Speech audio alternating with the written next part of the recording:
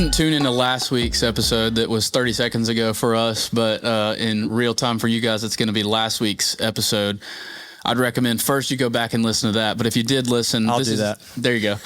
This is a follow-up from that episode. And, you know, typically we do our more testimony-focused episodes. We're just hearing people's life story, what the Lord's given them to steward and what he's entrusted to them. But Kevin's really our first guest who is in the... Who's a fellow podcaster. Yeah, let's just call it a fellow podcaster. That he's in the industry, I guess we could say. And so we really wanted to take advantage of having you on and have just more of a discipleship-focused discussion time. Just kind of talk through a few different topics, hit a few different things, and just hang out. And hopefully it'll be really for us, maybe some discipleship, and then our listeners can get that through us young guys over here. So that's what we're going to do in this one. So awesome. Kind of where I wanted to start, and this comes a little bit from something you and Lee talked about on our church podcast, but I just want to, I think about Romans 12, and I think about do not be conformed to the patterns of this world, but be transformed by the renewal of your mind. And, I think we are just inundated with news and opinions, and I think one way you've put it before is we are being discipled by our algorithm. We think we're being informed by our algorithms, but we're really being conformed to them. And so just want to kind of hear your thoughts on that and just living in that world as a believer, how can we attack that in a way that we don't continue to be conformed to the world through our algorithms? Yeah. I think it's just important for people to understand that your algorithm isn't necessarily reality. It is feeding your reality, right? It's feeding you a narrative. And it doesn't mean that there aren't true things. It doesn't mean you can't garner what's going on in the world, but you just need to be aware that there's a reason that our online life feels completely different when we unplug and you just deal with people that are in your space and in your environment. It's like, oh, this is the real world. Online is a hot mess, but my life really isn't. My friend groups, my coworkers, we're not at each other's throats, but that guy online, I'm about to, give him a piece of my mind, right? And so, social media can drive our emotions, and that's just something that you just need to be aware of, that is what's happening, and that it's not necessarily real life. The person you're arguing with might not even be a real person. Just know that, Yeah. And so, you just have to use some discernment and not get too caught up in things that are going on. I use the example of, 2020 police shootings, George Floyd, all of that stuff, right? The algorithms, I had this conversation with someone today. We're going to call it a conversation. It was someone online. A conversation. Yeah, it's a conversation. But the algorithms had people thinking that black people were just being gunned down by the police, right? Because your algorithm is feeding you. You watched one thing, and now it's feeding you something else, and you watch that, so now it's feeding you something based on your watch patterns. And what it did was it gave this impression that, man, this is what's happening to black people. This is so horrible. And whenever I talk to people, I would say, hey, how many unarmed black people do you think are killed each year by the police or shot each year by the police? And the numbers are always just astounding, like 1,000, 500, like these high, crazy numbers. Then I was like, well, at the time, like the latest year we had was like 2019 numbers. I was like, the number was 20. Wow. Right. And then I was like, but 34 white people were shot and killed. But that didn't cross your algorithms. Right. So I was like, the data does not match the narrative. And that's what I want people to understand is that social media and the media in general is feeding your narrative. And it's your job to discern what is true and what is not. And that's the biggest thing. This is a battle of narratives.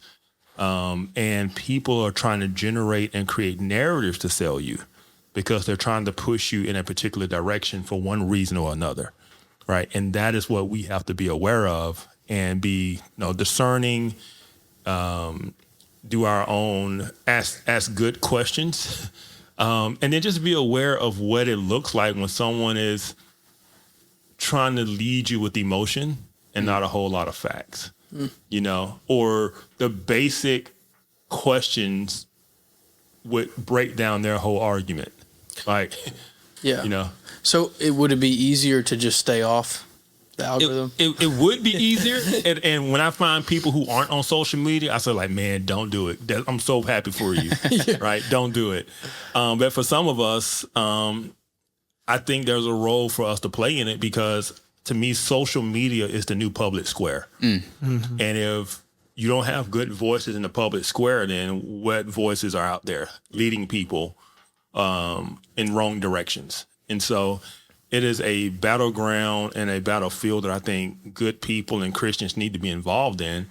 We just have to make sure that we are carrying ourselves. The fruits of the Spirit don't leave because we're online. And that we're not being conformed. Absolutely. But everything's about selling narratives. Our own government, they try to sell us a narrative. The Iran deal, the government is selling us a narrative to justify why they felt like they needed to go in. Now that can be true, but no, they're selling us a narrative. And those who oppose us doing it are selling a narrative. We just have to weed out, okay, what is really true? What are the facts? Where was Iran? Is Iran really a threat? Where have they been a threat? And you have to make your own evaluation and not just listen to your favorite, influence voices, podcasters. And what if my favorite is Informed Takes? Then listen because it's an informed take. There you go. Obviously, share, like, share, and subscribe. No, but seriously, I think about your background. I think it comes so naturally to you to dive deeper, to look for the facts, to not just go after the emotion. But for someone who's not trained in that, I guess, art, when I wake up and I go look at Twitter and Monday morning, there's everything from over the weekend about the assassination attempt, and you see 10 different opinions, and one person says that this is fake, and one person says that this is it's like, it's just all over. How does a normal person who's not trained in that just attack that? I tell people, stay away from the opinions. Mm-hmm. Just go to the news. Say, I just want to know the facts. What happened? And then take that and leave with it. And don't go to all the opinion stuff, because the person that's saying, "Oh, this is fake," they don't know. Mm-hmm. That's the one thing too. Understand that the people you think know nothing. What about the people that would say that the news channels are opinionated too? All right, yeah. So this is what I tell people. I have a family member. He's a producer on a very conservative radio talk show, very popular show, and this was back when 2016, when Trump was running, but not like the front runner or anything like that. And I was driving, I was listening, and the host of the show is just talking up Trump, right? They don't want to see Trump. They scared of Trump. He's just talking it up.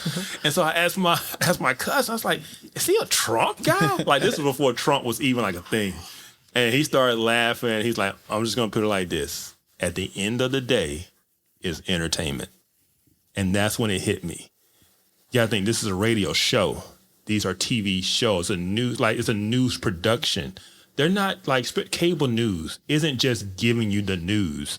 They're giving you opinionated news, and they're doing things for ratings. Their whole job is ratings. It's a business. It's a business. Yeah. That radio talk show guy, he has to talk in an engaging way to keep you engaged for 3 to 4 hours, right? And so you got to think, they have a show meeting, a prep meeting, what they're going to talk about, how they're going to talk about it, and they go out and do it. And I'm not going to say they'll never talk about or express their genuine opinions, but just know that it is entertainment for them to be engaging, right? And the people listening are all caught up in it. They're all emotional, yeah, and this and that. And the person that's the host of the show isn't that caught up in it. it's ratings, and they did a good job, and they got ratings, and that's going to feed advertisers, and and so once I realized that, I stopped watching cable news. Now, so that was 10 years ago, because I realized that's all it was, and so I didn't stop getting news. I just stopped watching, and I was a Fox guy, right? So I stopped watching Hannity and all, because it was just, it's a show. Yeah. And it's not saying that I didn't agree with it or anything like that, but just know, you just want the facts. And so even though the Associated Press has their issues, just a basic Associated Press article that's not opinionated, just saying, hey, this is what happened on this day, and sources say blah blah blah. Reuters, they do a good job of that. And I would say just read, kind of wide. Don't just read Fox News, or don't just read MSNBC. Matter of fact, don't read MSNBC at all. Just scrap that. But the Associated Press, Reuters, there are some other ones out there. Believe it or not, some of the ones who aren't American, you can glean some good stuff from. Al Jazeera is paid and bought for, but they do some good reporting at times.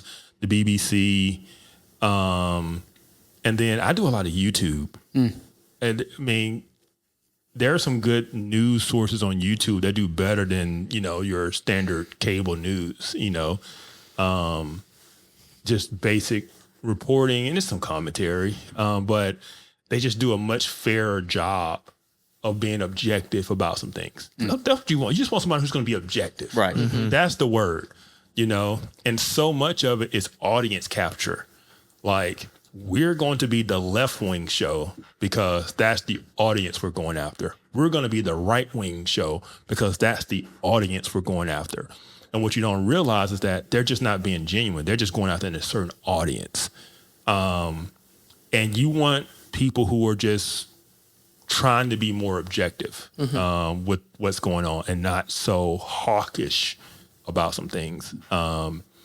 And there are some times to be hawkish, and it needs to be something that's worthwhile and what the actual facts are there. Right. And not just someone trying to create a narrative to get you to buy into something. And I'll say this because I'm not a big fan of his, and that's like Tucker Carlson.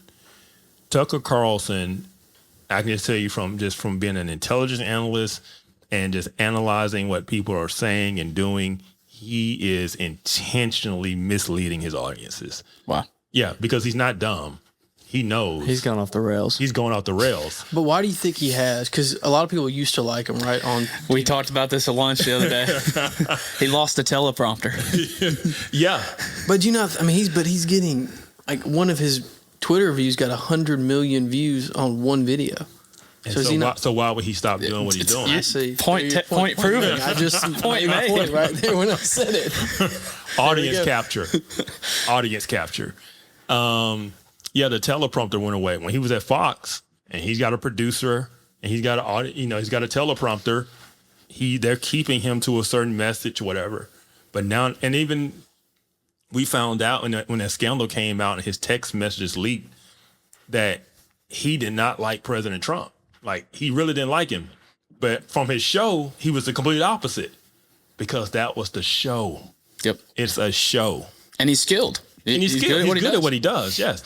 But now that he's independent, he can say what he wants, he can do what he wants, he can be himself. This is who he really is. And the whole time when he was on Fox was just a catered Fox presentation of Tucker Carlson. So I guess just in light, real quick, before we keep going, another topic which I'd be interested to get your thoughts on. What about Candace Owens? Same boat. Throwaway. Psycho. Completely dishonest.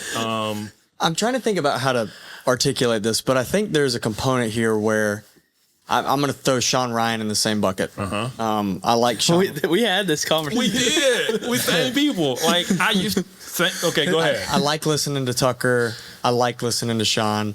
I think if either of those guys came into this room and we had a cup of coffee together and we just talked about life, we'd have some interesting takes and we'd find common ground, and it would be a good conversation. My father-in-law went on a fishing trip in somewhere, and Tucker Carlson somehow ended on it. And Yeah. to your point, he was the most engaging person I've ever talked to. He could pull a thread from any conversation I had. And next thing I knew, I was telling him my favorite shoe color from when I was He's brilliant. He clearly shared the gospel at Charlie's funeral, et cetera, et cetera.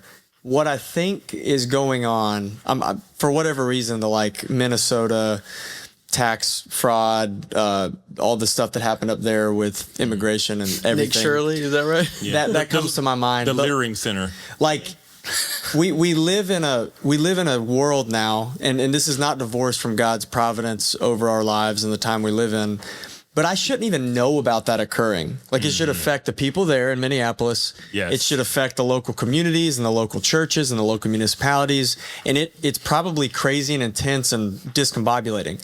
But it doesn't affect my life at all. Yeah. But I can open Twitter and I can see 15,000 takes on what's going on up there. And it stirs division and it stirs strife. And so back to, let's say, Tucker, Sean, and who's the other? Candace. They're constantly... I think there's a level of them viewing the government as salvific in some sense. Human institutions can actually give us the change we need ultimately. That's impossible. Yeah. The kingdom of God is coming to bear on the world, and that's the only hope we actually have. So human institutions are faulty.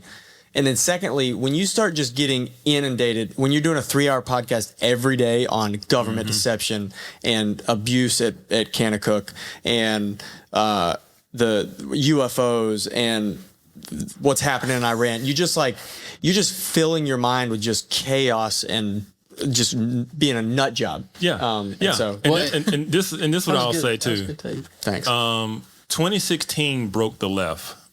The Trump election sent them into a tailspin and they lost their minds. And then from 2016 on, the left has just been completely crazy. In the same way, 2020 and COVID broke the right. Because the one thing that has kind of kept the country together and sane, because the left has always been progressive and conniving and not really valuing the founding principles, but just kind of using them to their own advantage to push their own agendas. It's been the political right who has believed in, conservatism and the foundings and just a true pride in America and believe in the principles. That went away in COVID when they realized how much the government was lying to us. The trust in the institutions finally broke for the right. And so the left has they don't have any trust. They control the institutions, but they're just to be used.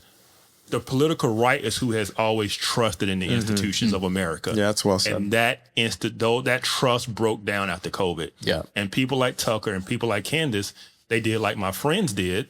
And now I talk about when they became woke, right? They started diving into things. They started reading things. Candace started reading all of the CIA conspiracy stuff, right?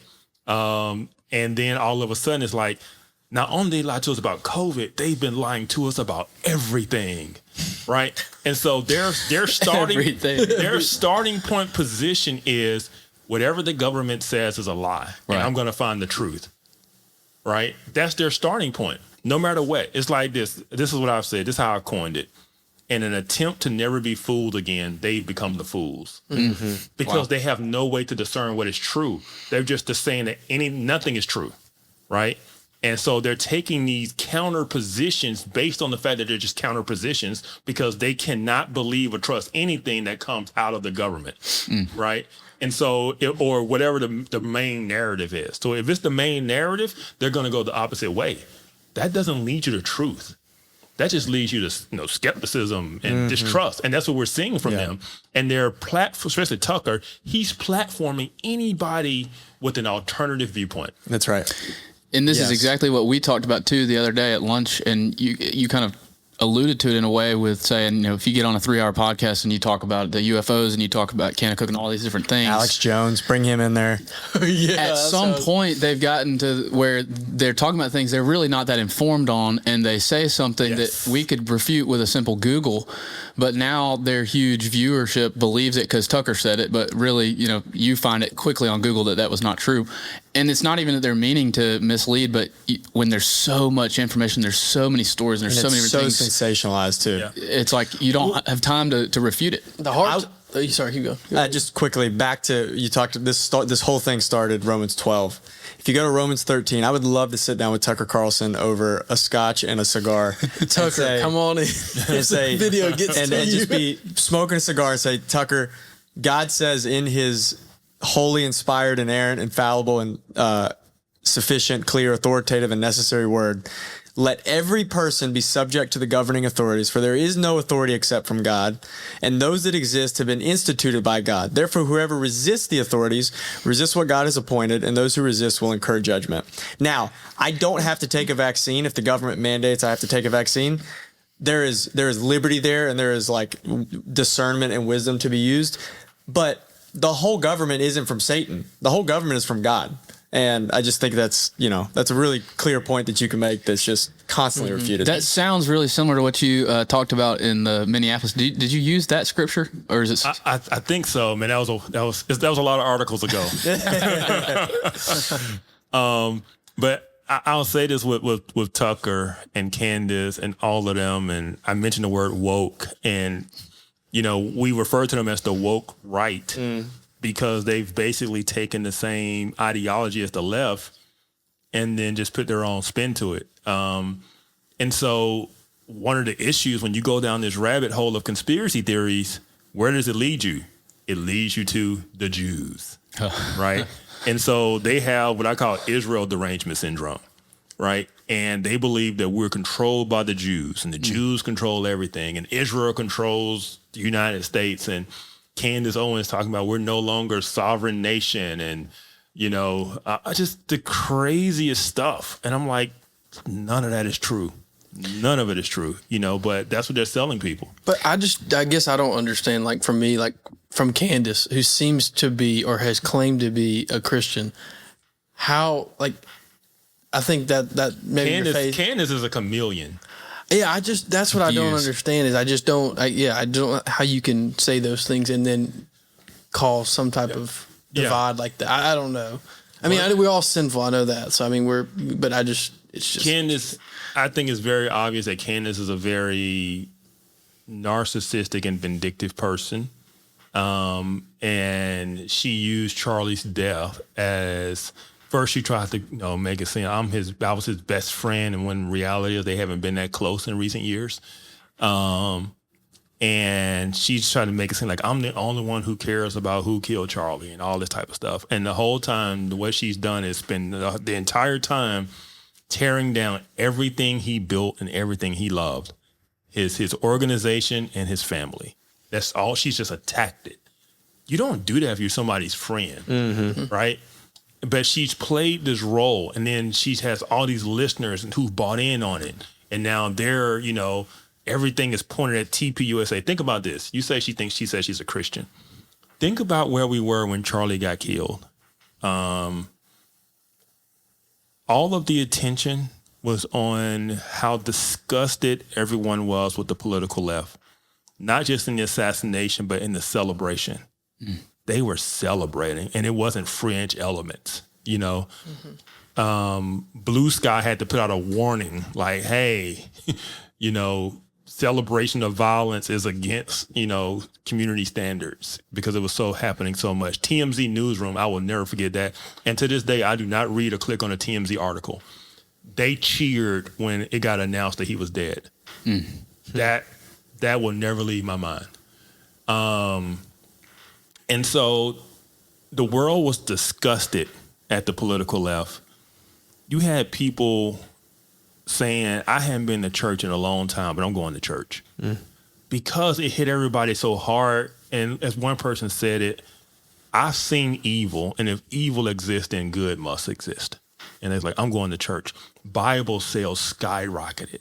His memorial service was just a testament to the gospel, right? That's where we were. Where are we today? Where's the focus? The focus is on Turning Point USA. The focus is on Charlie's wife. Like, no one is... Conspiracies. It's conspiracies, right? And who did it? Candace. She's supposed to be a Christian, and she's killed the whole revival movement, right? She's supposed to be Charlie's friend, but yet she's turned all the focus on his friends, his organization, and his wife. That's nah, I'm not buying it. And she's doing it with a grin on her face. That chick is evil. Yeah. You did use Romans 13. I did. I pulled it. I want to read this excerpt because I think it's so good. Like I said, that was my favorite piece, I think, of yours.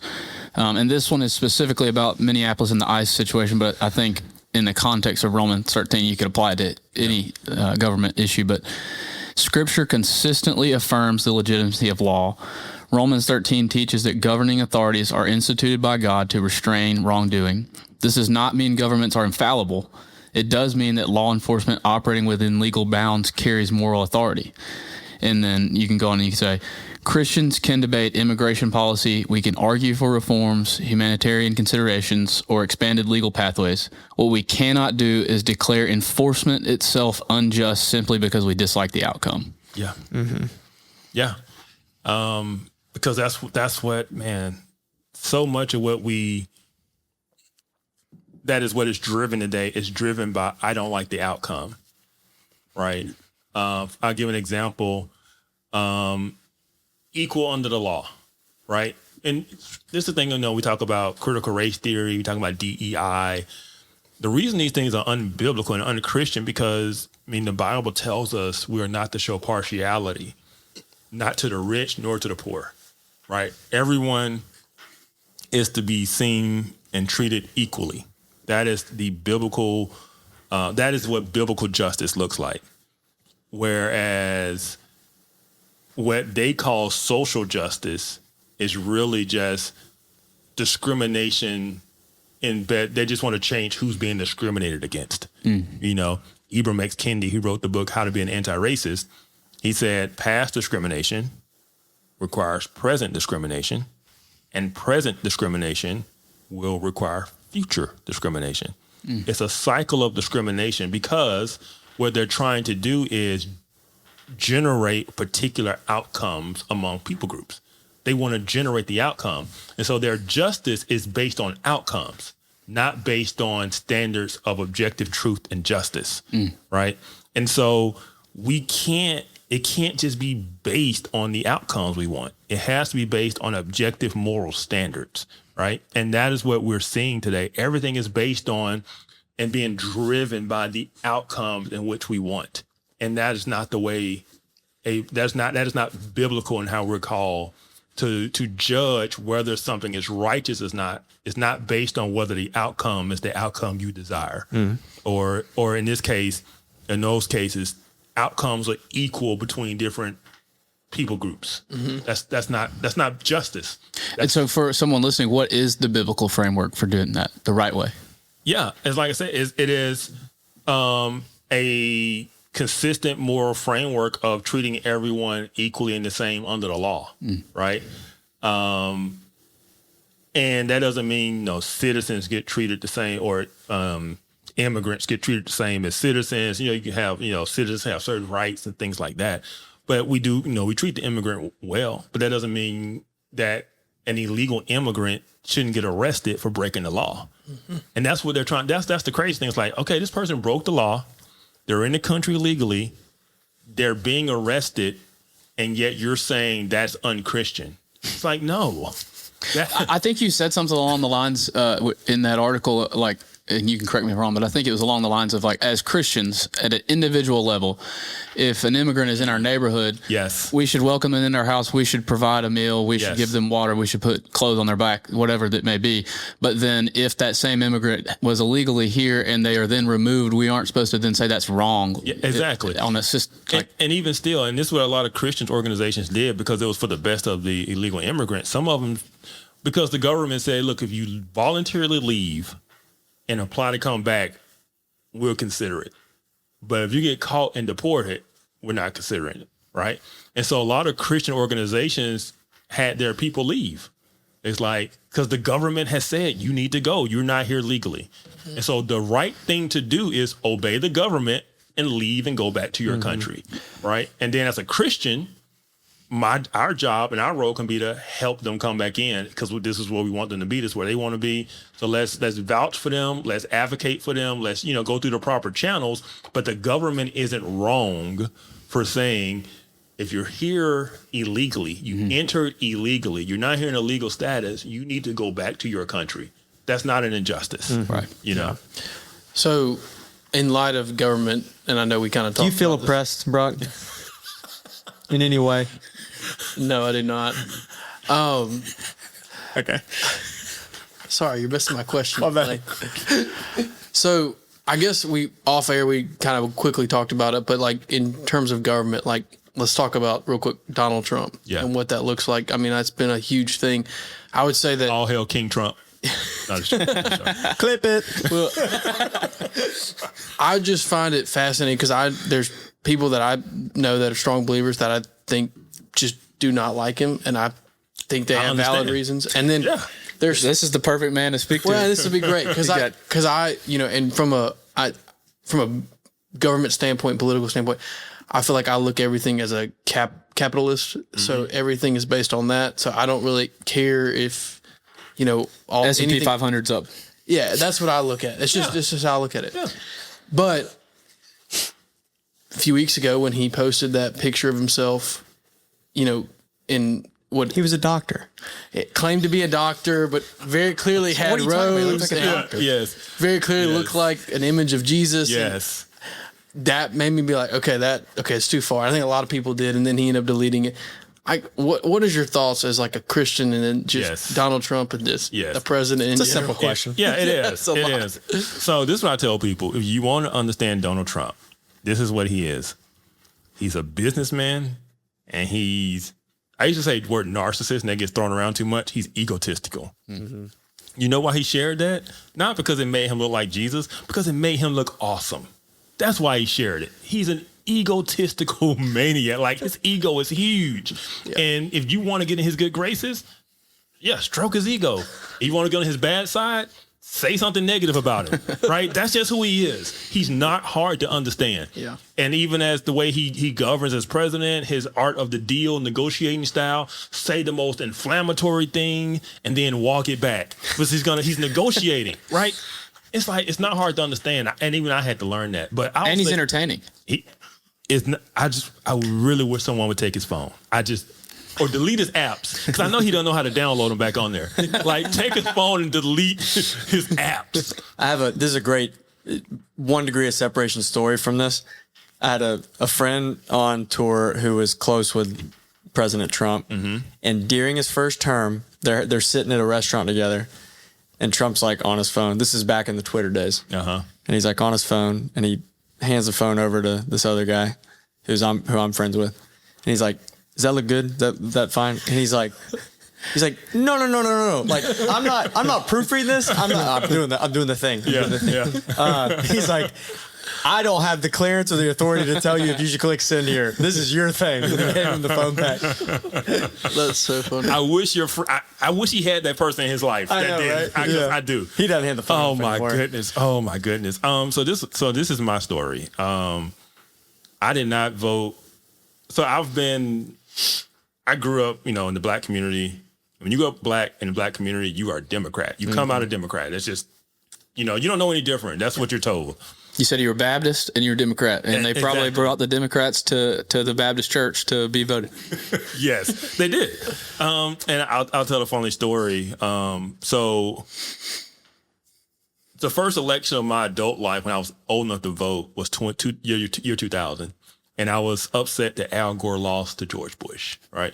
But by 2004, I was voting for Bush. Like, I realized that my value, I wasn't voting in line with my values. My Christian values I had been raised with didn't align with the Democrat Party. So 2004, long time ago, I've been voting conservative ever since. But side note story, I'm in my all black neighborhood. Now, you go to primaries. When you vote in the primaries, you get a Republican ballot or a Democrat ballot. Oh, boy. Yes. Red flags. When I went to go vote, there was no option for a Republican ballot. Like, they didn't even ask. They just handed me a ballot. Are you serious? And sent me in the booth. Yeah, it was a Democrat ballot. Wow. And I was like, Because I'm not going back to ask those black old ladies for a Republican ballot. I'm not crazy. They slap you upside the head. Exactly. Boy, get back in there, yes. Democrat. Yeah, so I filled out that Democrat ballot and cast my vote. That is awesome. That's hilarious. I hadn't heard you share that one before. Yeah. That's pretty good. Yeah, and so to say that is that I've been voting conservative since 2004. But in 2016 and 2020, I did not vote for the president. I did not vote for Trump, I should say. No, I did not vote Democrat. I abstained. And the reason I abstained was, Trump was different. He is a tough pill to swallow. The things he was saying was just, I just remember when he was running in 2016. I tell this story because it's funny, but it was just like, oh my goodness.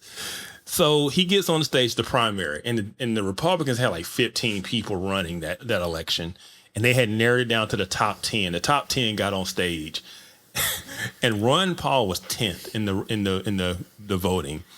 And they get up there and they're doing their introductions. Everybody just kind of keeping it professional. And they get to Trump. And the first thing, unprovoked, he's like, I don't know why Ron Paul is here. Why is he up here? No one's going to vote for him. Like, he just starts attacking him. And then the whole debate is just off the rails. It is just mudslinging after that, right? And I'm just like, you got to be kidding me. And the whole thing about little Marco and little hands and just like, and it was just like, as someone who was serving as a pastor in a church, as an elder in a church, it was hard to say, yeah, let's vote for this guy because his character was so questionable, right? And the way he treated people, some of the things he said was so inflammatory. And I also knew that because of the things that was happening in my church, you already got people that are struggling with the race issue, and that is like just really on fire right now. He's going at Kaepernick and so I had the same concerns as everyone else, which was the Supreme Court. If Hillary won the presidency, because Barack Obama's presidency was very, very hard on Christians. That's what people don't realize. Obama created Trump. There's no Trump without Obama. And What do you mean by that, if you don't mind, real quick? The alienation of the political right and the threats against the political right. So you got to remember, this is when they passed gay marriage. This is when you got Christian bakers being sued and photographers being sued for not participating in gay weddings. When they argue gay marriage in front of the Supreme Court, they asked about, hey, could churches lose their tax exempt status? They don't approve. And they basically said yes. Right. And so like churches are having meetings trying to figure out what they're going to do. And this is what people don't realize about tax exempt status.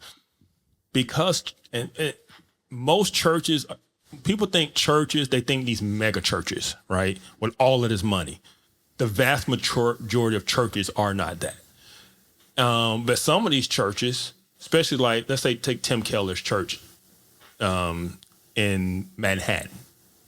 Can you imagine what the property taxes would be on that property if they had to pay taxes? I mean, even in Auburn, like AUMC is like a good example. Yes. Yeah. Right?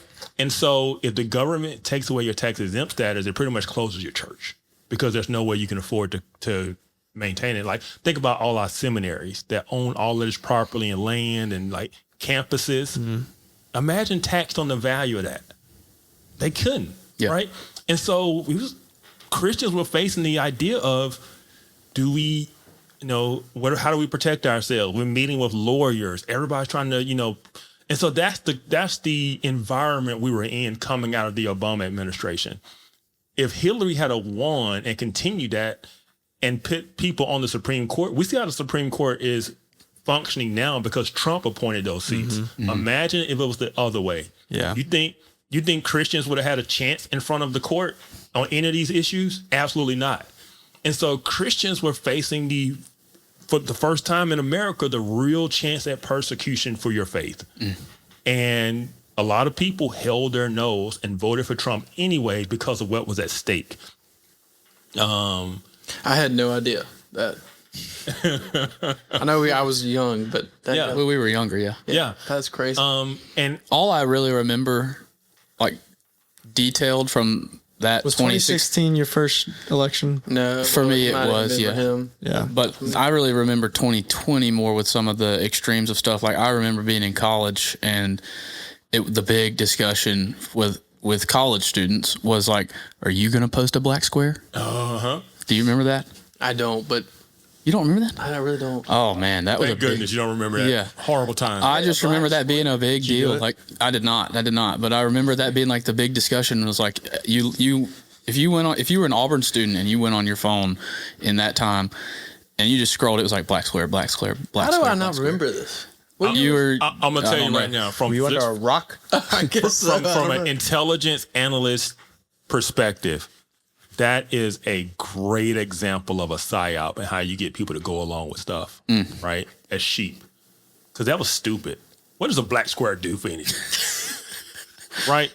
But the social pressure was forcing people because no one wanted to seem as the bad person or not sympathetic or be racist. Oh, you didn't post a black square, you're racist, Yeah. right? Social pressure, right? And so like if I'm you- white. I was already racist. but you wanted to look you wanted to look less racist, right? I thought the whole point was I was born inherently racist. It is, but you Okay, got to show okay. you're doing the work. You got to do the work. Okay, got it.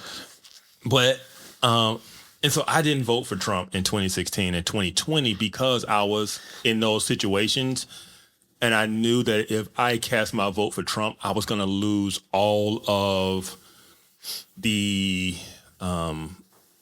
whatever, I had with people who were on the other side. I was going to lose all influence and all credibility, right? And so I abstained just in the way I didn't have to lie. And, and at the same time, I just decided I didn't want to risk my witness for the sake of avoiding persecution. That's how I viewed it. If I had to go back and do it now, I would have cast my vote because now, like I said, now that I know about the ideology, I already know anything that I did was never going to be enough. Right. Right. The ideology is a revolutionary ideology, and it is accept all or nothing. There is no middle ground. There's no compromise. There's no so no matter what I did, they were going to hold the position they had, and they were going to. There's just no backing off of it, right? You can't negotiate with it, but that's what I was trying to do as someone in leadership and just trying to be an example and trying to lead people in a better direction. So my first time voting for Trump was 2024, and I wrote an article explaining why I was voting for Trump finally after abstaining the first 2 times around. And I basically said, look, I'd rather live in a world with mean tweets than a world that we can't determine what a woman is, right? Essentially, it's gotten so bad. I don't care about the mean tweets anymore. I just don't. That's so trivial compared to the agenda that the Democrat Party is trying to push, right? And, critical theory, critical race theory, all of this stuff, gender theory, queer theory, it is so perverted and it's so anti-God that any flaw that Trump had, it fails in comparison to what the agenda of the Democrat Party is. They can smile in your face. Kamala Harris can try to sound nice. Joe Biden can try to sound like your grandpa. It doesn't matter. It's the agenda, right? They want to make it about personalities. And Trump doesn't have the greatest personality. He just doesn't. He's not likable. I don't want to be an elder at my church. Exactly. But at the same time, if I take the emotion out of it, if I take the personality out of it, and I just look at the policies, I agree with all the policies. I just want him to stay off Twitter, Truth Social, whatever he's on. I just want him to stop talking, right? And he would be a great president if he just didn't talk. And so, that was my position. And that's what I would say to Christians is it's got to be more about policy than just personalities. What about not accepting, clearly the Lord has placed him in this role. Yes. What about not accepting or not coming to terms with what the Lord has done? If we're true believers because even if Kamala Harris had won as a Christian, I have to accept that God is sovereign, right? In his providence. And that is who he has, put in charge over us. And sometimes we know from scripture, sometimes it's judgment. It's not we think it's all for our good. And sometimes it's judgment. Believe it or not, and it's hard to say because Trump is just not a likable person.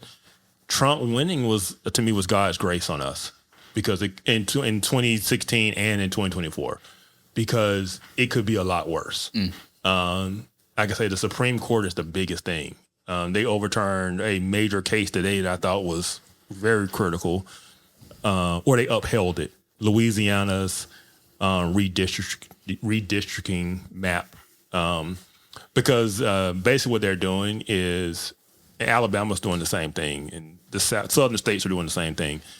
They're basically getting rid of race-based districts. And by race-based, I mean dedicated black districts. So the Democrats get they're overrepresented in the districting because they have these fortified black districts that could never be touched, and we know those are just Democratic strongholds, right? So they have more representation in the state than Democrats actually have in the state. Like, Alabama's a hard red state. Yeah. You're right. But you got an overrepresentation of Democrats because they get these hard districts that no one could ever touch. Well, the Republicans finally start touching them and redistricting and just getting rid of these hardcore black districts. And of course, what's the cry? Racism. And I'm like, well, where's the Hispanic and the Asian districts? Right? Like, this idea that black people get to be treated differently and special. Like, no. And the Supreme Court is right. It's like, it's unconstitutional. You can't draw districts based on race. Right. Like, and so the fact they shot that down as unconstitutional is basically cleared the way for all of these states to do that. And Democrats are going to lose a lot of seats not because it was a true representation of the state. It was just because they had these dedicated, hard, built-in regions. And so I say that just to say, like, the Supreme Court was the big thing. And if the Supreme Court, if Hillary Clinton had won and she had appointed all of those seats, man, we would be in a much, much worse situation. And I don't think you would have Christians to be able, like, we will have men and women's sports. And if you didn't accept that, then your tax exempt status is gone.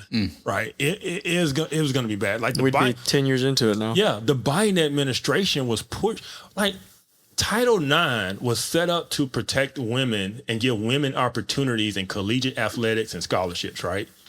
Basically what Title IX said is, for every male scholarship, you got to have a female scholarship.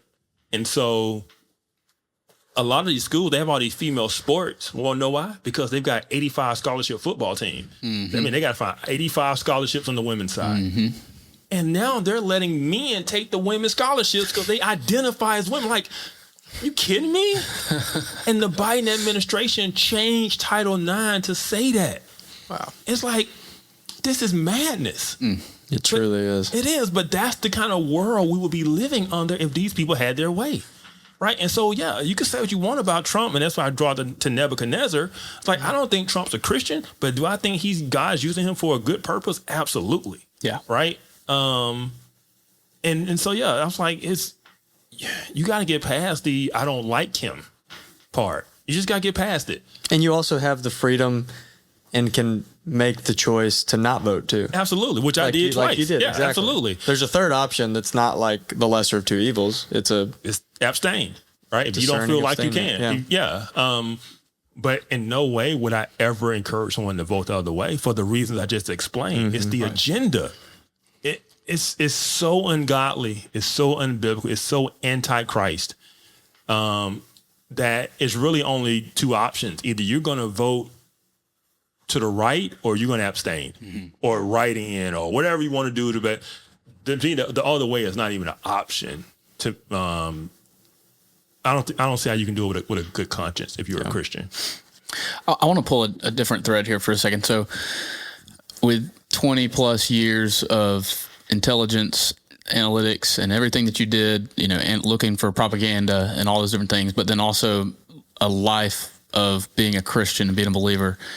Where do you see the similarities or the overlap between some of the schemes of political agendas, but also like the schemes of the devil in spiritual warfare. Where do you see some of that overlapping? Man, it is so strong. Where does he get these questions? He came up with them. Sometimes he asks last week. Is it you're using freaking Claude over there? No, this. I'm curious. I'm impressed. I'm impressed. You know what Claude is? Wow, he's not that old. I have Gemini, Claude, and ChatGPT on my phone. Wow. Yeah, you're welcome. That's awesome. It's like, take that. There's a lot of overlap because, as Scripture makes clear, our war is not against flesh and blood. Mm-hmm. This is a spiritual battle, And so I deal a lot with worldviews and ideologies and things like that. But at the end of the day, it's spiritual, and that's why we need revival as the true answer in our country. But it definitely overlaps because a lot of the narratives, not talking about the Democrat agenda, right, is anti-Christ. Mm. It is ungodly, right?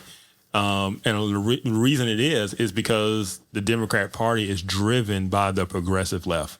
And the progressive left is simply Marxist. And Marx hated God. The ideology is anti-God because Marx was anti-God, right? And that it informs their politics. It informs the narratives they try to push us. I talked about the police shooting narratives, right? Why would they do that? Why would they push this narrative? Because it was beneficial to them, right? Black Lives Matter raised a lot of money, and they can use. This is the thing, man. I'm gonna get in trouble now. So going back to like the 1930s, the Soviet Union decided that the way to cause division and strife in America is to pull at racial tension, right? And one of the ways they were going to do that is to infiltrate the black community with communism, because that's what their whole goal was, to infect the West with communism, to spread communism to the West. And I even wrote about it today, about cultural Marxism, right? And so people think about Marxism, they think about economics, the means of production, the proletariat rising up against the bourgeoisie and all that stuff. Well, when it didn't happen, they had to figure out, why didn't it happen in the West? And what they realized is what the culture of the West prevented the revolution, right? People were largely Christian. They were largely, happy capitalism actually works. You have a middle class. And so you weren't just going to get these people rising up. And so what they realized was that, well, then if culture is the stability in the West, then we must address the culture. And so they came up with cultural Marxism. And what you did was you said, okay, if Marxism is about the means of production, controlling the means of production, and that's economics, well, then cultural Marxism, you must control the means of production of culture. So how does a culture produce itself or reproduce itself? What drives it? Family, because you get culture passed down through in your family. Education, media, and like storytelling, Hollywood, the stories you tell about yourself, right? And then what's the other one? Of course, you got like media, like the news, which controls the narratives. Mm-hmm. And then there's one more. Oh yeah, I say academia, education. But anyway, you have these elements that culture reproduces itself. And what they did was they called it the long march through the institutions. They knew over decades they had to take over these institutions to reform them and to change them into their image, away from the image and the culture of the West. So we talk about the decline of culture, the decline of society, the moving away from God. It didn't just happen. That's not like a natural progression of society. It was been intentional, right? Because who controls our education system, right? And you see the stuff they're pushing these schools, right? Who controls Hollywood? Who's controlling the media? It's all left, right? With the schools, real quick, my wife's a teacher, but so the big issue right now is that the U.S. government is trying to push, was trying to push agenda, but the states were denying it, or was it? Well, it's mainly the teachers' unions. The teachers' unions, and who trains the teachers? But academia. But the decisions made at the state level or at the... the federal this level. The thing. So your school they belong to the state, but the problem is funding comes from the federal level. That's what. Okay. And they tie certain restrictions or requirements to that funding. So if you want this funding, you got to teach that boys can wear dresses. They attach certain things to funding, and no one wants to turn down the funding. Gotcha. Right? Because they couldn't survive. I mean, they wouldn't be able to. Yeah, I mean, I know people who argue they can and they should. They should say no. Gotcha. But no one turns down the money. Yeah. But the whole point was they controlled the means of production. They changed our culture. They moved. Oh yeah, religion was the other one, right? So the church super woke. The mainline denominations, they got a rainbow flag and a BLM flag out front, right? I'm gonna be honest, the black church. And I say all this to say, like, in the 1930s, the Soviet Union, the KGB, the Communist Party of America intentionally targeted the black community for infiltration. And so that was the 1930s. By the time you get to the 1950s and 60s, it is fully infiltrated, right? Dr. King, this is why I said I was getting in trouble. Dr. King always denied, being a communist, and he would openly kind of, say negative things about communism, but yet everybody he surrounded himself was a communist, right? His speechwriter, the person who wrote the "I Have a Dream" speech, was a professed communist, right? Wow. And I never knew that. Yeah, I grew up. The NAACP was founded by W.E.B. Du Bois, right? W.E.B. Du Bois was a communist. I never knew that. I've heard some fascinating MLK stuff over the last year or 18 months, like interesting reporting and stories and the Marxist ties. Yep. I mean, the Communist Party was heavily involved in the civil rights movement, heavily involved. Wow. And they're proud of it. You go to their website, so just type in civil rights movement, Communist Party. They are proud of it. It's not a secret that the Communist Party was very involved in the civil rights movement. And so you got, the NAACP, founded by communists, the Southern Poverty Leadership Conference, Marxists, all of these organizations that are key to the black community, they're all Marxists. And then you get liberation theology in 1967. What is liberation theology? Well, it's taken from liberation. Well, it was black liberation theology, taken from liberation theology. And liberation theology was just the infusion of Marxism into the Catholic Church in Latin America, right? So it's just Marxism. And so James Cone took that, called it black liberation theology. And so it's just a Marxist-infused Christianity, right? And black liberation theology is in a lot of black churches today. It just is. Dr. King himself, he believed in what we call the social gospel. It was just socialism, right? When he preached and he taught, he didn't preach death, burial, and resurrection of Christ. He taught social gospel. He taught, love your neighbor and do better. Basically, he would. If Dr. King was around today, I hate to say this because he's not here to speak for himself, but you just look at his legacy and the people who followed him and where they are today, and the Jesse Jacksons, the Al Sharptons, the Raphael Warnock, who now pastors the church. Even the denomination he started. So Dr. King used to be part of what was called a National Baptist Convention, the largest black convention in the country. And it still is today. And he tried to take it over, him and his followers, and they couldn't. There's a man named Joseph H. Jackson who was the president, and he got reelected. And basically ended up kicking King and them out. And so King started today what's called the Progressive National Baptist Convention. That was his denomination. The word progressive back then means the same thing it means today. Like, Dr. King was a progressive.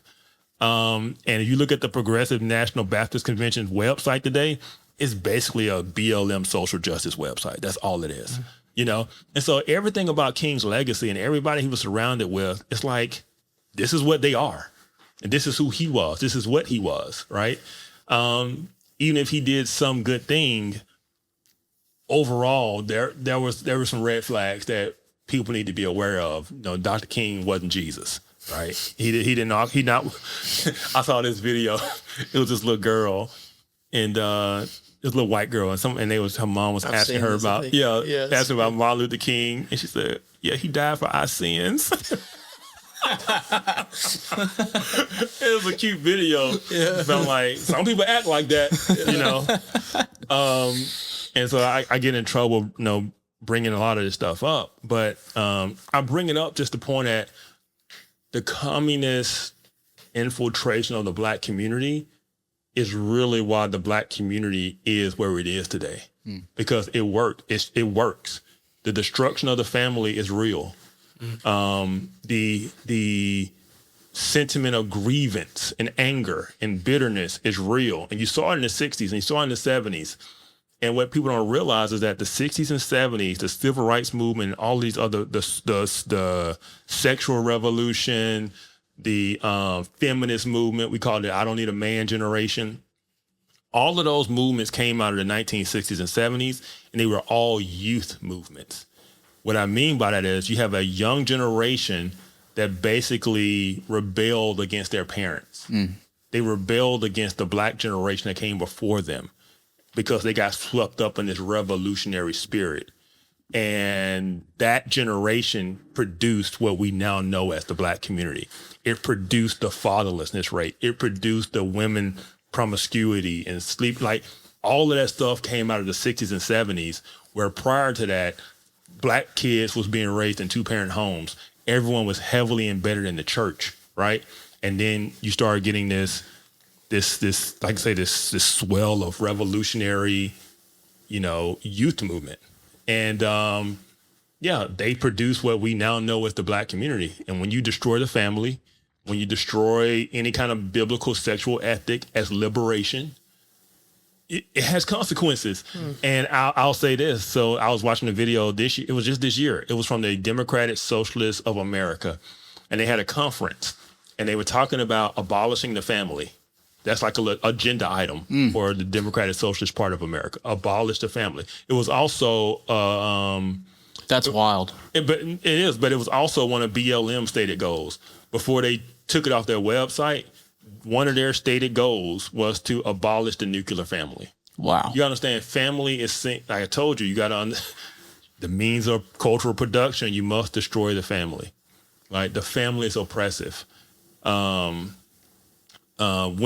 had to be liberated from marriage. Like all of these things, these are the things that destroyed the black community. People want to talk about race and violence. It was Marxism that destroyed the black community. It destroyed the black church, because now the black church is largely social justice, black liberation theology, or health and wealth prosperity. There are some solid churches. I'm not saying that. But just overwhelmingly, you're going to typically get social justice, political activism, basically what King did, black liberation theology, or health, wealth, prosperity, right? There may be something that's just completely going over my head here, and you may just be like, I already said that. When we talked earlier about how Christians make for bad revolutionaries, and because of the joy and all that stuff, I think of the black community as being very strong, historically Christian-based. Yes. So I guess what is or was different in that, even though that base is there, it was still so effective in that way. Does that make sense what I'm asking? Yeah, because you have to, the whole point is not to destroy the institution, but to change it into your image. They didn't destroy the black church. They simply changed it. Right? That makes sense. Yeah. I can say King didn't preach the gospel. King preached social justice. He preached change. He preached, do right. Things that are like, you love your neighbor. That's a Christian principle, right? But his whole message was simply those things, right? It's kind of like liberation theology or whatever. It wasn't salvation from sin. It was salvation from oppression, liberation from oppression. The Egypt narrative in scripture isn't about God delivering his people. It becomes a representation for what God did to black people and bringing us out of slavery. Right? You simply change it to fit and the narrative. Your narrative. And Joseph H. Jackson, who I was talking about, and this is the thing about Joseph H. Jackson, tried to do a lot. And he was a very good man. And he was born in 1900 and he then died in 1990. Yeah. And so he saw a lot. But this is what frustrated me about him, he would never say who he was talking about. He would just talk around it. And he has this quote that I love to quote. He's saying, and he's clearly talking about King. He's clearly talking about the civil rights movement. And he says this. He said, you can't stir up people to hate the world and send them out into the streets and then call it Christian. He was clearly criticizing the civil rights movement because that's what they would do. They would rile these people up, especially young people, up in the church. They had these rallies, and then they would send them out into the streets to march and protest and do it. Like, he's like, you can't do that and call it Christian, because they were doing it out of anger, and that's what Marxism does. That's what a revolutionary is. It makes you discontent. It makes you angry. It makes you a good foot soldier, right? And that's what they were doing in the civil rights movement. They were stirring people up to action. It was all about action, right? Activism. And it's not, and this is the thing, this is what makes it difficult, because we agree about the injustices, right? We agree that Jim Crow was wrong. Even people like Joseph H. Jackson, it's like, yes, Jim Crow is wrong, but this is not the way, right? But Dr. King was artificially placed as the forefront of the civil rights movement. And this is what I'll say to kind of drive it home.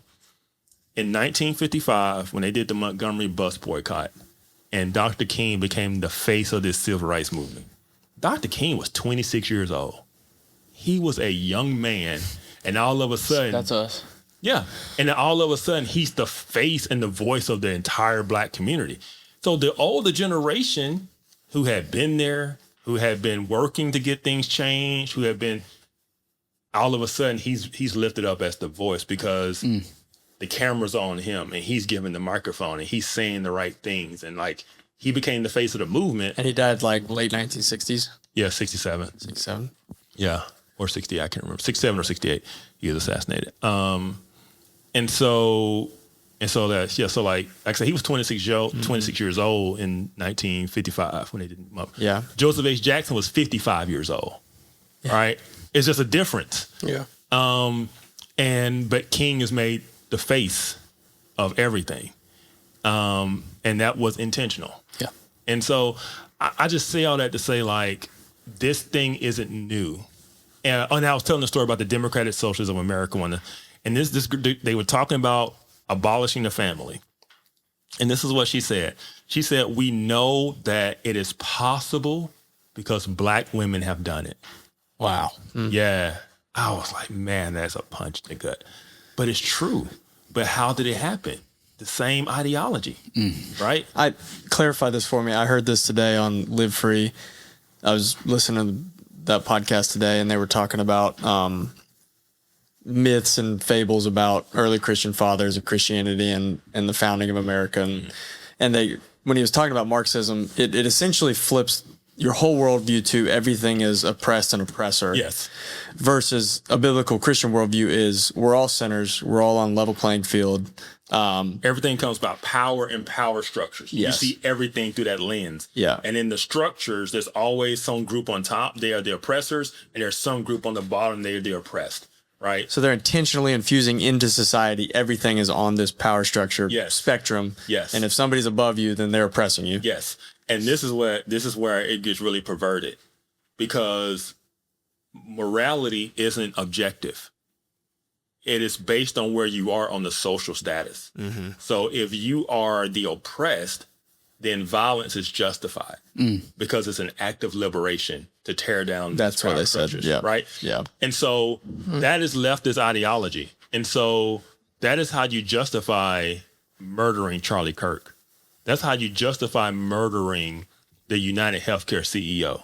Because you make them the oppressors. Yes, that's how you justify October 7th, right? The political left has a violence issue because of that ideology and because it is justified and it is celebrated, right? That is their moral framework, and it's a very unbiblical moral framework. Like we would say, thou shalt not murder. Like murder is wrong. And they would say, it depends. Mm-hmm.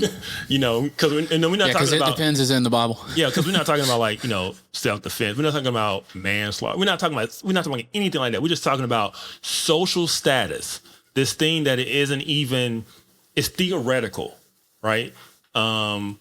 but based on that social status determines whether or not is wrong or not.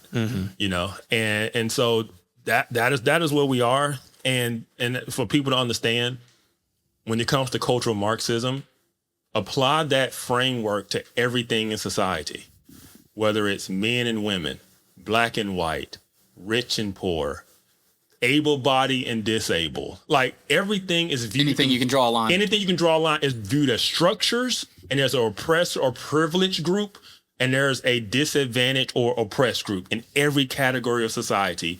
And their worldview is to flatten out all of these privileges and disadvantages to where everyone's just equal. To where they're the powerful one. Yeah, and they can flips it oppress. upside. Yeah, so this thing. It's not to get equal. It's to like you said earlier. You've got to discriminate against the top. That's what DEI is, right?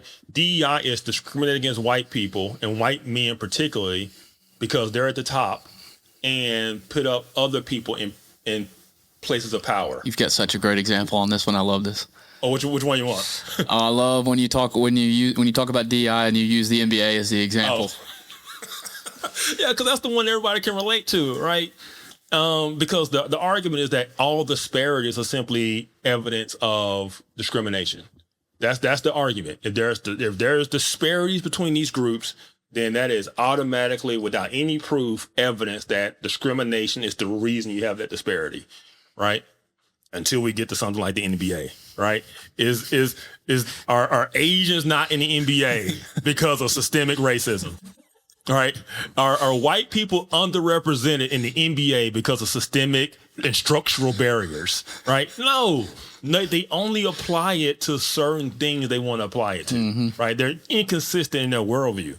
And they don't have to be consistent. It's not based on logic and reason, because the Museum of African American History, which is part of the Smithsonian, put out an infographic a couple of years ago on what is whiteness and white culture. So when he's talking about we got to tear down whiteness, this is what this infographic had on it. Oh, I've seen this. Yes, and one of the things on that infographic was linear and objective thinking, the scientific method, right? So all of these things are ways of knowing of whiteness, right? Other ways of knowing is lived experience. So a person's lived experience is just as true as science. It's just as true as reasoning and object. That's just whiteness. That's just European way of thinking. That is how they view everything. And once you realize these people are just nut jobs and none of this stuff will ever make sense, none of it's logic. And even when they try to act like they're sane, they're just lying to you so they can get in power to do what they want to do, right? They always tone it down to sound somewhat reasonable, only till they get in power and then they execute what they really want to execute. They play this game all the time. It's called the Mott and Bailey switch, where you say something really extreme, and then when you call it out on it, you retreat to a more moderate position, and then you defend the moderate position, right? And they do it all the time. It's just a game. But yeah, that's the world we're living in. That's what I try to make people aware of, to understand, because if you understand that, everything will make sense. Like, how do we get so crazy? Like, why is everything upside down? Now we can't even define what a woman is. How do we get there? It's like, because the ultimate, it goes back to the garden, man. Everyone, they want to be their own God. And reality can be whatever they decide it to be. There is no truth. There are no objective standards of morality. Everything's a social construct. You hear them say that. So right and wrong, it's just a social construct. So they have no conscience, because there is no objective right and wrong. There is no higher being that says this is right and this is wrong. It's simply whatever you want it to be. It's a social construct. So if it's just a social construct, they can construct whatever they want, and it's just as valid as yours. Wow. That is where they are. That is why it is so divisive. That is why the world is so upside down, why it seems so crazy, because that is the ideology, and that is the fight that we're fighting in our society today. That's just it. It's not Republican and Democrat. It is truth. It's a spiritual battle. It's a spiritual battle. Wow. It is. We don't wrestle with flesh and blood. All right, let's take a hard right turn real quick. What is the quote you wanted to discuss? I want feel to hear like it. I don't feel like it's a rabbit trail. We don't have to go down now. No, let's do it real quick. Let's do it. And then I've got to close. Here we go. Okay. I've read a lot of John Piper. I respect John Piper. I think I know where we're going. I read this quote the other day, and I have problems with it. Okay. Man, Love Blaine so much. I gotta go against Piper. Yeah, there is a great gulf. Matt Smotherhurst. Yeah. He quoted it, or he tweeted. You it. knew this is where he was going? No, I didn't. But I know the name he was talking about. Matt. Yeah. Yeah. There is a great gulf between the Christianity that wrestles with whether to worship at the cost of imprisonment and death, and the Christianity that wrestles with whether the kids should play soccer on Sunday morning. John Piper. Okay. Is he saying? Well, that's the thing. We can infer what he's saying. I know what he means, but I think it's a very incomplete thought. Yeah, because I'm like, Maybe I was Matt's waiting fault. for the rest, and I'm like, hold up. So is he just trying to say like because saying we're not our life is comfortable? Yes. Is what he's saying. Christianity and comfort versus Christianity that is actually facing Costly. the opposition of the word that costs you something. Mm-hmm. Yeah. Yeah. I mean, and he's not wrong in the sentiment. I know Christians in China, it costs something to be a Christian, right? And in America, until recently, it didn't cost us anything. But now it does. It costs you something to be an outspoken Christian in America today. And so, yeah, so I don't know. I wish I knew exactly where he was going with that and with the point he was trying to make. It's a short quote. It could have been in a longer. Yeah, because I mean, This is how you do things. You pull. This is Matt's fault. yeah, because I get the point he's making. I would argue in a way, though.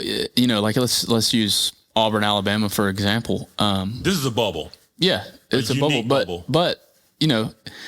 if you truly are living up to like the standards of the Beatitudes, or you're truly living up to these things, or even let's use that example. If you decided to be the family that is going to not participate in things that are on Sundays, you're not going to face life or death, but you will, you'll be talked about and people will question your decisions. And so Kids might not get a D1 scholarship. Yeah. I'm serious. Yeah. But so it's different levels of persecution, but it doesn't mean you're not a Christian. It's just you're fighting a different battle there. But That quote would have been a whole lot more scandalous if he had said travel baseball. It's the same. It's the same thing. I know, That's what he means. I know.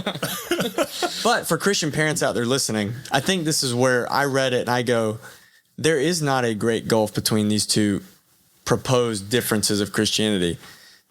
I didn't choose to be born in the 21st century in the Southeast in America.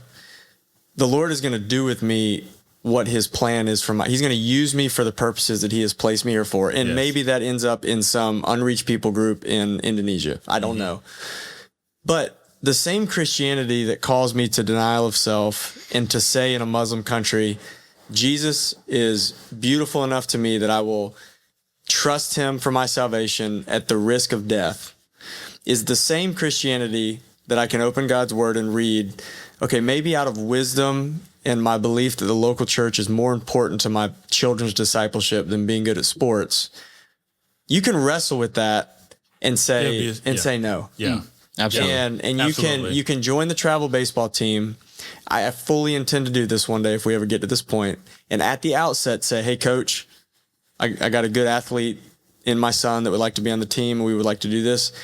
I'm just not going to play before church is over on Sunday. If that means we can get to games late, if that means I can commit myself the other 6 days of the week, we're in. If not, then it's probably not for us. Mm-hmm. And you can wrestle with those things, and you can do them faithfully. Yeah, 100%. And I'll say this too, the danger of that is Christians start feeling guilty that they aren't being persecuted. It's like, so should we seek out persecution now? Like, it is a dangerous thing. I knew a buddy, he was a Marine and was looking to go to the mission field, and he was talking about Afghanistan, and I was like, bro, You have 4 daughters.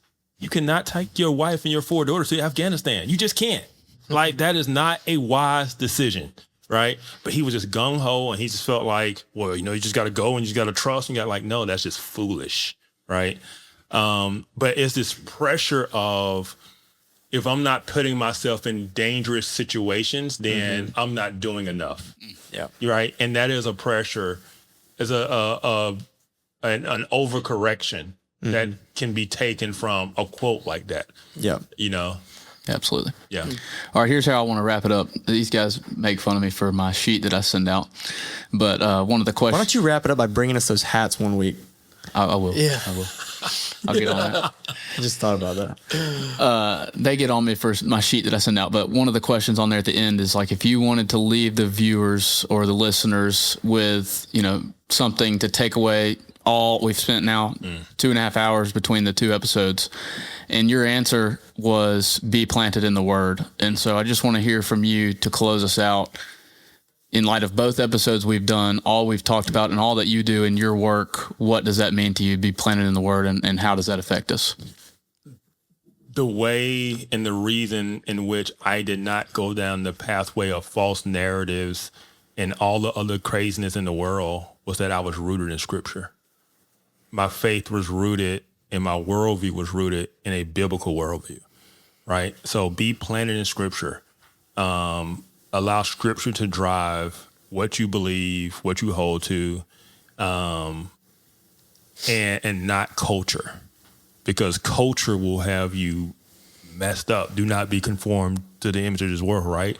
It's always trying to get you to conform, and even in ways that are not obviously, they don't sound bad. No, Satan comes as an angel of light, right? The reason my friends went woke is because it dressed itself up in Christian language. It sounded good, but even without knowing what it was, I knew it was something wasn't right about it because it wasn't aligning with Scripture, right? And so judge and align everything according to Scripture. If someone is trying to get you to do something or say something, to believe something that is not in accordance with Scripture, then don't. If culture's trying to get you to go away, even if it's posting a black square, if it's something that does not represent biblical values and biblical truth, then don't do it, because culture is pushing you to do it. And I'll just say this, because I know some Christians struggle with this. The culture isn't going to like you anyway. You know, Jesus was like, man, they killed me, they're going to kill you. Like, they hated me, they're going to hate you. And that doesn't mean we go out our way to be, you know, jerks or anything like. No, you love people, and you kind of, but just know that if you stand on biblical principles and you stand against the ways of this world, they are going to hate you. Yeah. Right. You're going to get pushback. They're not, you know, and that doesn't mean every single person. I mean, there's going to be people you win over. There's going to be people who God is working on their heart, and they're going to see that, and they're going to see the way you carry yourself and the way you stand on your principles and your values, and they're going to become more curious about your faith. But don't think you can win the world by just being nice enough. Absolutely. It doesn't work. You can't be nice enough because niceness is not what they're going after. No. They're going after affirmation. They're going after acceptance. They're going after bow the knee, right? And when you don't bow the knee, then they're gonna, you know, be in the Word. Yeah. Be planted in the Word. Be planted in the Word, man. Plant your feet. Amen. Well, thank you, Kevin. Yeah. 2 episodes. We appreciate it. Absolutely. Hey, 21 episodes. You guys made it. That's right. To the threshold. Yes. This is it right here? Come on. Yeah. This is episode second 21. one. Let's go. I love it. Let's go. That's Awesome. awesome. Thank you, sir. Thank you. Absolutely. Hey guys, this is Blaine, one of the hosts here at Entrusted. We are really grateful you chose to spend some time with us today. We know you have lots of options, and we hope that the thoughts and the messages from this talk we had with our guests really propelled you to explore the design that you were created for. The best ways to support us: check out our socials, like, subscribe, leave a review, tell your friends, family, coworkers, neighbors. We hope you enjoyed this episode, and we hope you'll tune back in next time.